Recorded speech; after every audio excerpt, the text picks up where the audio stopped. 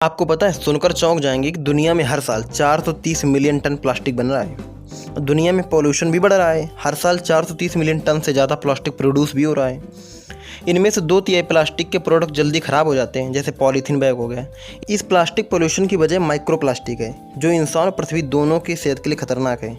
अब आपके दिमाग में आएगा माइक्रो प्लास्टिक क्या होता है। अब हम बता रहे हैं, माइक्रो प्लास्टिक वो होते हैं जो प्लास्टिक के छोटे पार्टिकल रोज़मर्रा के जीवन में इस्तेमाल होने वाली चीज़ें हैं, जैसे कपड़े हो गए, सिगरेट हो गए, कॉस्मेटिक आदि में मौजूद होते हैं।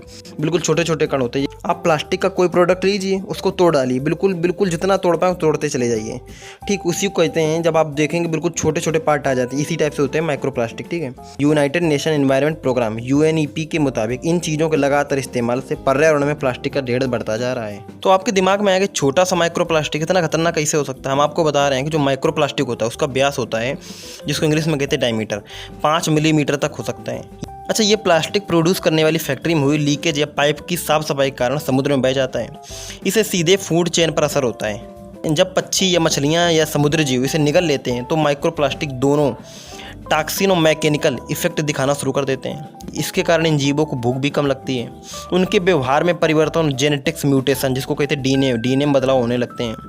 कई बार तो सांस लेने में भी दिक्कत आने लगती है। इंसान भी सी फूड खाते हैं, जिसके चलते माइक्रो प्लास्टिक इंसानी शरीर में आ जाता है। सांस लेते समय, पानी पीते वक्त और कई बार हमारी स्किन भी माइक्रो प्लास्टिक को ऑब्जर्व कर लेती है।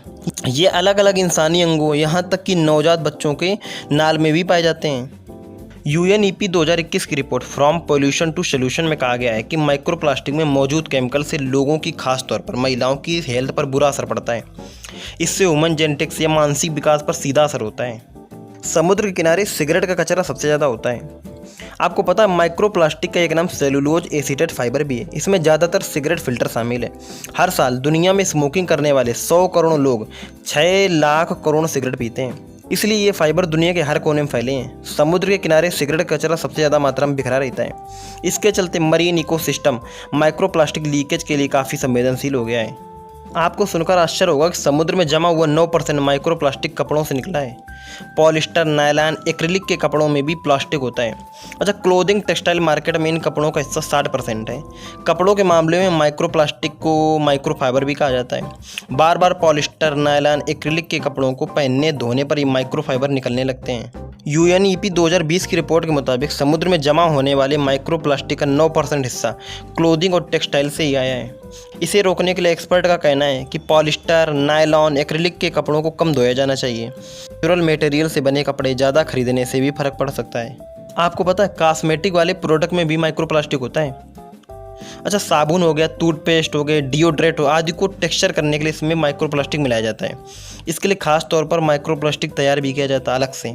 इन प्रोडक्ट के इस्तेमाल से प्लास्टिक के छोटे छोटे पार्टिकल्स सीधे हमारी स्किन में चले जाते हैं। लिपस्टिक हो गई और लिप बाम में भी माइक्रो प्लास्टिक होता है, जो इस्तेमाल किए जाने पर सीधे पेट में जाता है। माइक्रो प्लास्टिक की कुछ मात्रा स्किन के ऊपर भी रह जाती है। ये नहाते समय बह जाती है और आखिरकार समुद्र में पहुँच जाती है। ग्लोबल केमिकल आउटलुक रिपोर्ट में कहा गया है कि कॉस्मेटिक के एक्सफ्लोटिंग एजेंट्स में 10% से ज़्यादा माइक्रो बीड्स होते हैं। इससे बचने के लिए कम से कम कॉस्मेटिक का इस्तेमाल किया जाना चाहिए। इसके अलावा कम से कम पैकेजिंग वाले प्रोडक्ट्स खरीदे जाने चाहिए। हाँ, अगर जानकारी अच्छी लगी प्लीज़ चैनल को सब्सक्राइब, वीडियो को लाइक करना ना भूलें। मिलते हैं नए वीडियो के साथ। मैं आपका दोस्त राजन।